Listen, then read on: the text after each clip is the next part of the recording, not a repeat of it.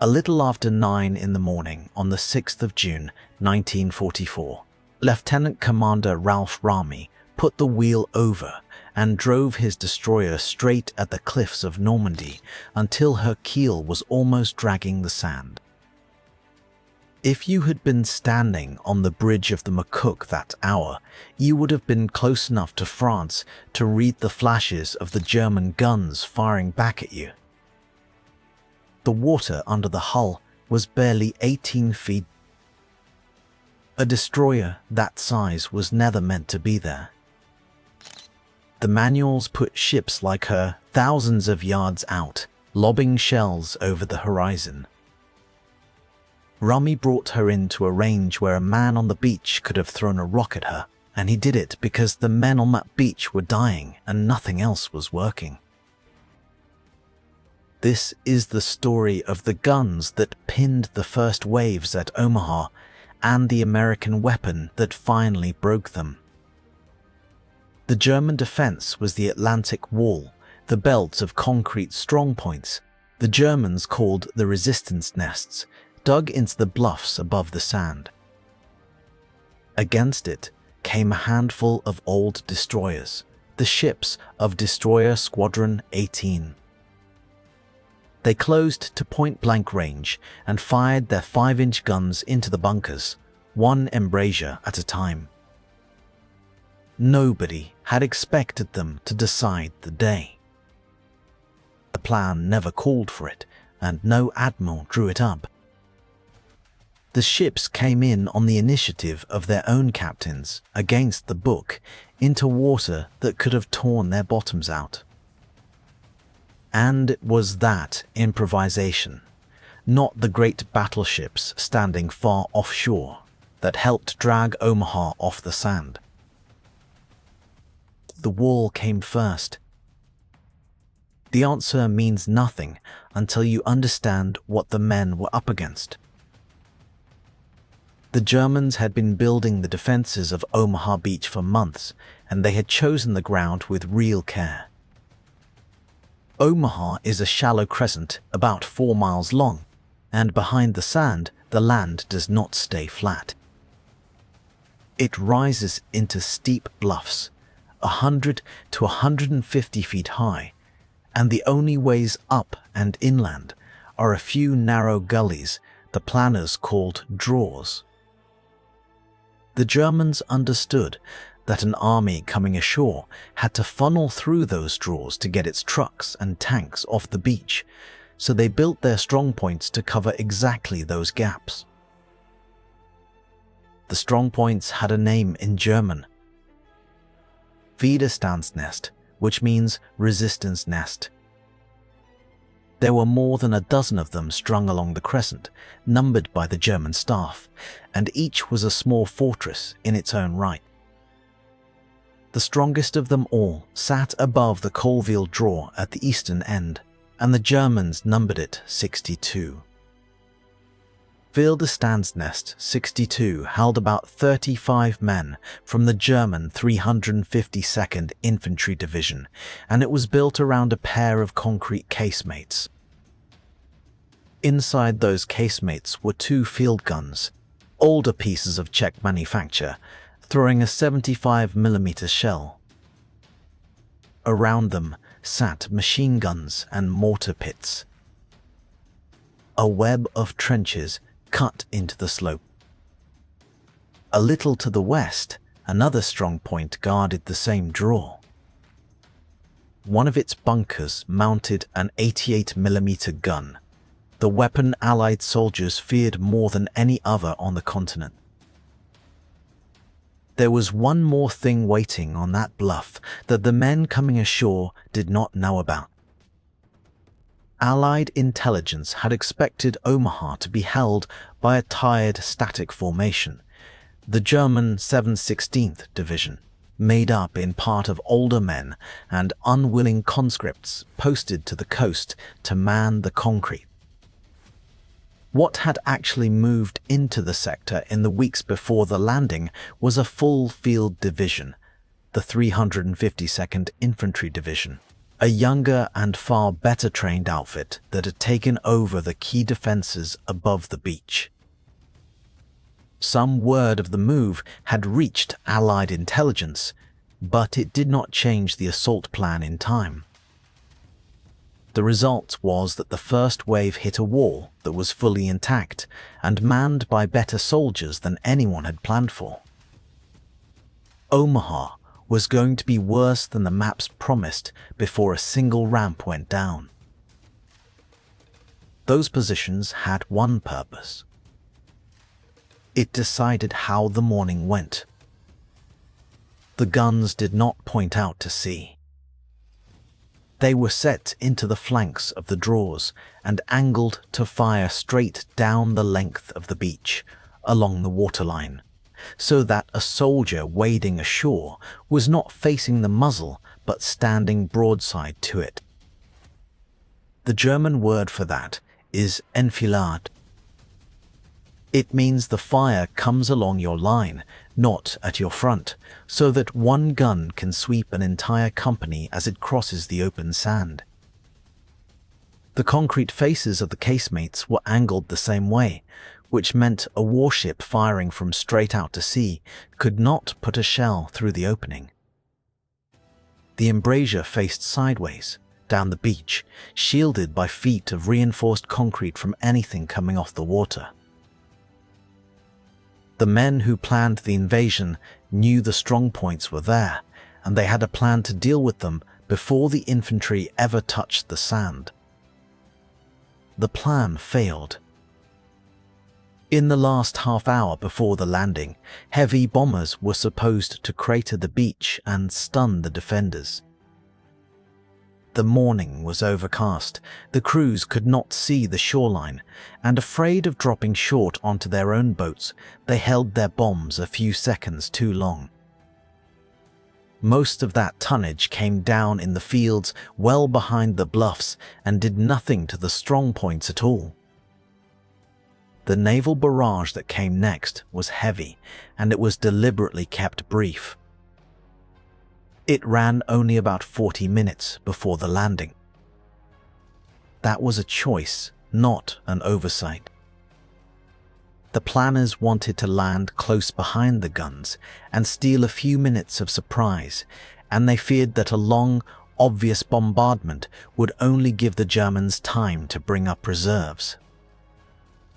The Navy had argued the window was too short to matter against concrete this thick, and the record of the Pacific, where fortified islands sometimes soaked up days of shelling before a landing, was on the Navy's side.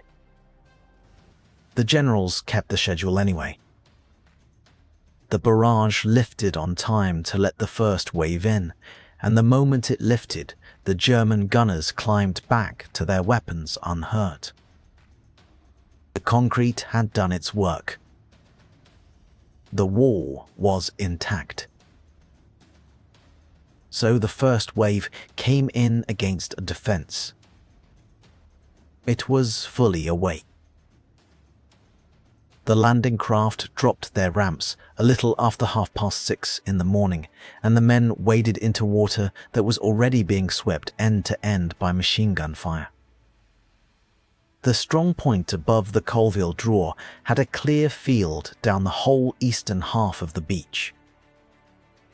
Men went down in the shallows before they reached dry sand.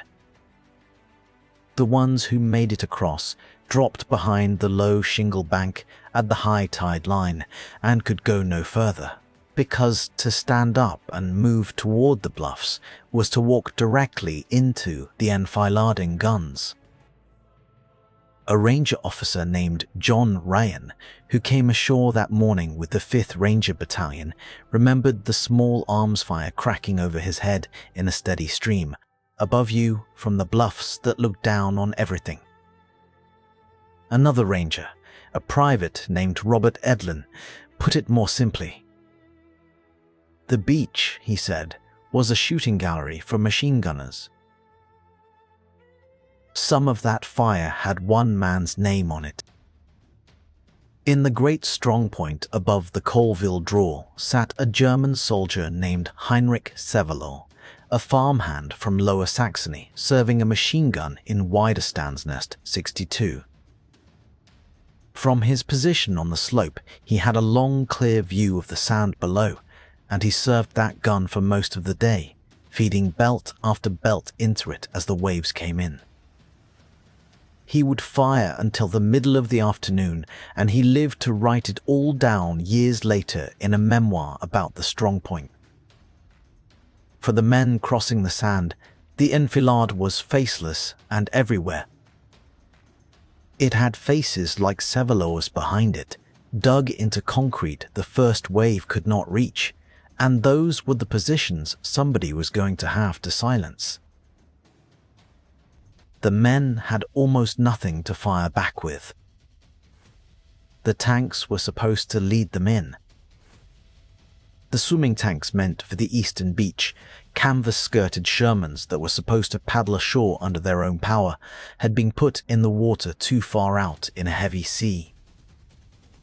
Of the 32 launched for that sector, 27 went under before they reached the shore, and many of their crews went down with them. The handful that did make it onto the sand were being knocked out one by the anti-tank guns in the strongpoints. The artillery was still out on the water, on landing craft that could not close because the guns on the bluff would destroy anything that tried. The engineers who were supposed to blow the beach obstacles were being cut down before they could set their charges. By the middle of the morning, the eastern half of Omaha was a stalled, burning traffic jam of wrecked landing craft and pinned men, and the strongpoints on the bluff were untouched and firing steadily. Far behind the line, on the command ship, the senior American general watching the beach was close to a terrible decision. The reports coming off the sand were so bad that he began to consider pulling what was left of the assault off Omaha altogether and sending the follow-on waves to another beach. This was exactly what the wall had been built to do. It was holding an army at the waterline, and the army had no answer within reach. The answer was already there. It was just sitting too far out, and it took a few men deciding to break the rules to bring it in. Standing off the beach was a bombardment group built around the old battleships, Texas and Arkansas, and a screen of destroyers. The battleships were powerful, but they lay miles offshore.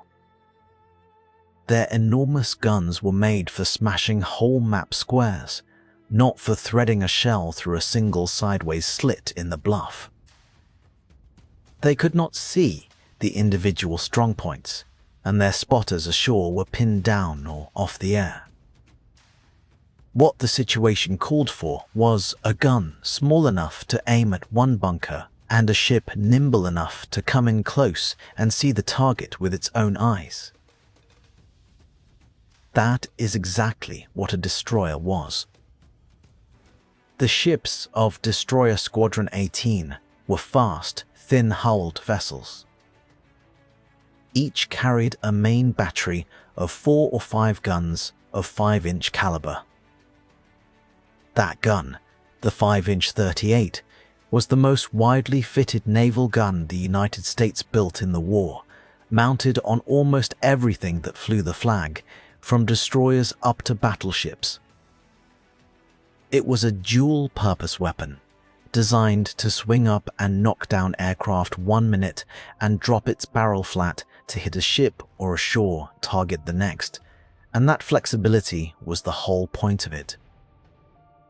It used semi-fixed ammunition that a trained crew could load fast. A 5-inch shell weighed about 54 pounds. One of those guns could throw 15 of them a minute at a steady rate, and a well-drilled crew could push it past 20 for short stretches. On a destroyer, the guns were laid by a director high on the ship, which let a gunnery officer walk the fall of shot onto a target and hold it there. The gun was accurate enough to aim at a doorway. Range was the only problem. To see a strong point tucked into the folds of the bluff, a destroyer had to come in far closer than any warship was ever supposed to go. That meant shoal water strewn with sunken landing craft. A fully loaded destroyer of that type drew anywhere from about 13 feet to nearly 18 feet, and in that shallow water she would be scraping the bottom the whole time. The Germans had seeded the approaches too. The obstacle stakes the engineers were dying to clear had mines lashed to their tops, and as the morning tide fell, it uncovered rank after rank of them. A destroyer that misjudged the water and put her hull down on a wreck or a mine in front of a live strongpoint would not be coming back out. Every captain who turned toward the beach knew that, and turned anyway. The squadron commander, Captain Harry Sanders, had been watching the beach through his glasses and reaching the same conclusion as the men dying on it. A little before 10 in the morning, he ordered his destroyers to close the shore and get in as far as they possibly could. From the battleship Texas, the admiral commanding the whole bombardment group, Carlton Bryant, put it in words the crews never forgot. "Get on them, men," he radioed. "Get on them. They are raising hell with the men on the beach, and we cannot have any more of that. We must stop it." The destroyer captains did not need to be told twice. They turned their bows toward France. They drove in until, as the squadron history put it plainly, they had their bows against the bottom. Watch what happened when they got there, because this is the reversal, and it came apart bunker by bunker. The McCook, under Ramey, went in against the western end near the village of Vierville. Around 9:45, her lookouts spotted the thing the battleships could never have picked out from miles away: 2 German guns built directly into the face of the cliff, firing along the beach at the men below. Ramey laid his 5-inch guns on them and held the fire there. For minute after minute, the shells hammered the same patch of rock and concrete. The cliff face began to give way under the pounding. One of the German gun positions was thrown up into the air by the blasts, and the other slid down the broken cliff and was gone. Then Ramey took the McCook in even closer, to about 1,300 yards off the beach at Vierville, and kept firing. Across the whole day, the McCook alone put 975 rounds of 5-inch ashore in support of the infantry regiments of the 29th Division. By her own count, she accounted for a long list of pillboxes, gun emplacements, and machine gun nests, position after position that had been sweeping the sand. Nearby, the Carmick had a problem every destroyer shared. Her captain, Commander Robert Beer, could see the bluff was full of guns, but from the water he could not always tell which fold of ground a particular muzzle was hiding in. So he did something the manual never described. He watched the American tanks on the beach. A few Shermans had made it ashore and were still fighting, and Beer saw that when a tank fired at a spot on the bluff, its shell burst marked a target he could then see clearly. He walked the Carmick's 5-inch guns onto the same spot and poured it on. The tank gunners shifted their fire to a new position.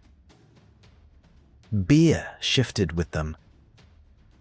The tanks on the sand had become the eyes of the destroyer offshore, and the two of them together began knocking holes in the line above the Vierville draw. In under an hour, the Carmick fired more than 1,100 shells, working from as close as 800 to 1,000 yards out. That was most of her magazine spent in a single frantic stretch, more than 1,000 of the 1,500 rounds she carried, and she was not alone in it. Up and down the line destroyers were burning through their 5-inch ammunition faster than anyone had planned for, because the targets were right there in front of them and the men on the sand could not wait. Farther east, off the deadly Colleville draw, the Squadron flagship went in. The Frankfurt, carrying Captain Sanders and commanded by Lieutenant Commander James Semmes, closed to something like 800 to 1,000 yards, and by some accounts nosed in nearer still. On the sand in front of her, a single American tank sat immobilized at the water's edge, unable to move but still firing its gun. Semmes watched where the tank's rounds were striking and followed them onto the German positions, the stranded Sherman serving as the Frankfurt's fire control party for minutes at a stretch. At one point, the destroyer swung broadside to the shore so she could bring every gun she had to bear on the machine gun nests above the beach. She was so close that the German gunners could shoot back at her. It let it. Up and down the crescent, it was the same picture through the late morning and into the afternoon. Ship after ship crept in over water. No destroyer had any business entering. They fired point blank into the strong points. Some of them scraped bottom as they maneuvered. Not one ran hard aground. The Harding, the Emmons, the Doyle, the Baldwin, the Thompson, the Satterley, all of them worked the shoreline, some of them shifting west to help the Rangers scaling the point at the far end of the beach. For the first time all morning, the men trapped behind the shingle looked up and saw the concrete faces that had been killing them taking hit after hit after hit. Even the old battleship Texas caught the fever. She had opened the day miles out, throwing her huge shells at Point du Hoc from about 12,000 yards. A little after noon, she stood in toward the western end of the beach until she was only 3,000 yards off the shoreline. There she dropped her main guns to a low, flat elevation no battleship gunnery officer likes to use, and fired almost straight in at the strongpoints choking the Vierville draw. But even at 3,000 yards, her 14-inch guns were still a sledgehammer, made to flatten a grid square. They could not pick a single embrasure out of the folds of the bluff. That fine work, threading a shell through one sideways slit at a time, belonged to the destroyers standing in at 1/10 of the range. The record of what that fire did comes from the men on the sand who felt the change. One army officer asked afterward what the naval guns had meant to the assault, did not hedge. "Without that gunfire," he said, "we positively could not have crossed those beaches." A beachmaster ashore, one of the officers whose job was to control the chaos at the waterline, watched the destroyers stand in and rip the strongpoints apart and said flatly that they had probably saved the invasion. These were the soldiers whose lives the guns had reached down and pulled off the beach, not sailors grading their own work. The official reckoning came to the same place. The after-action assessments of Omaha were hard on the plan, and they said plainly that the pre-landing bombardment had been far too light for the job. But on the close-in destroyer fire that came later, the verdict was not in doubt. Cumulative effect of that gunfire, one Navy history concluded, was decisive. It is worth being honest about exactly what the destroyers did and did not do, because the honesty is where the real story lives. The 5-inch guns did not take the bluffs. A shell fired from the water could not climb the slope and dig the German infantry out of their trenches.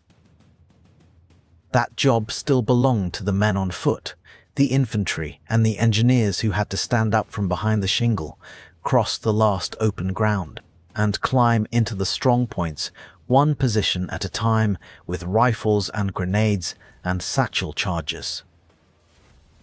What the destroyers did was break the back of the fire that had made all of that impossible.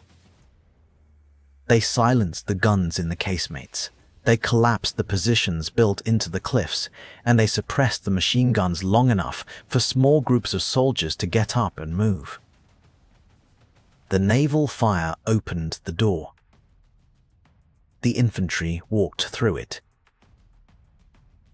And once the door was open, the beach came unstuck.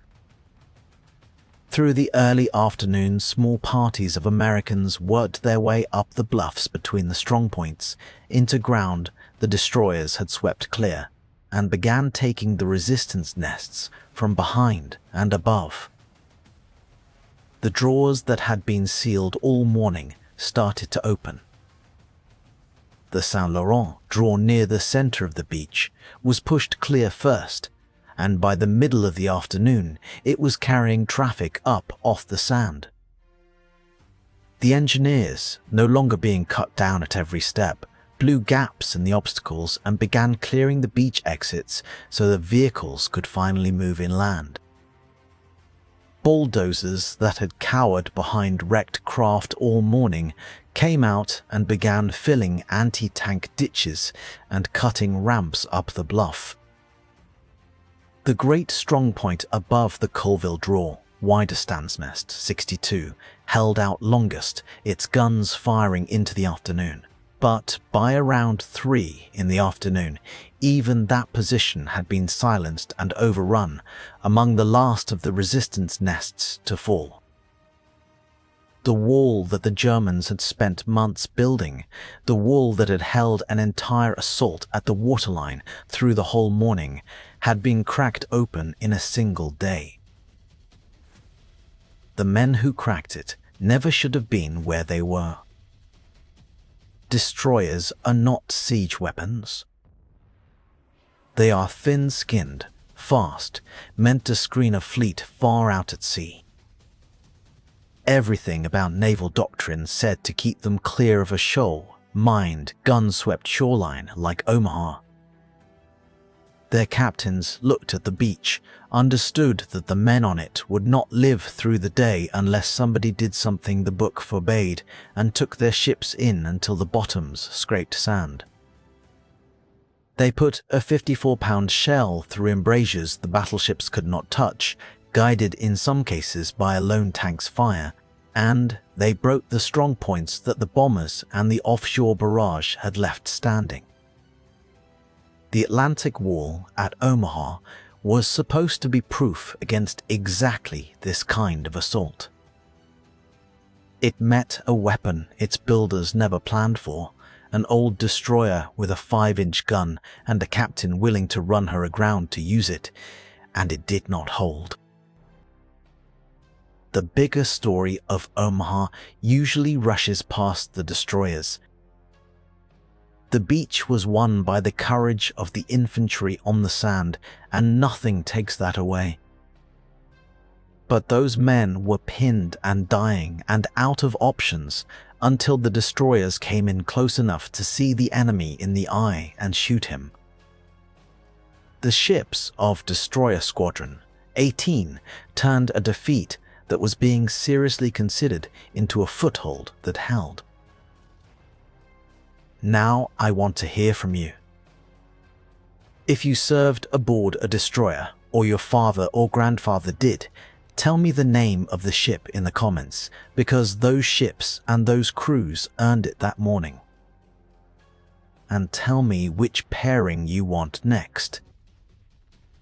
A German defense that stopped everything, and the exact American weapon that finally answered it. I read everyone, and the best of them become the next video. Thank you for watching, and I will see you on the next one.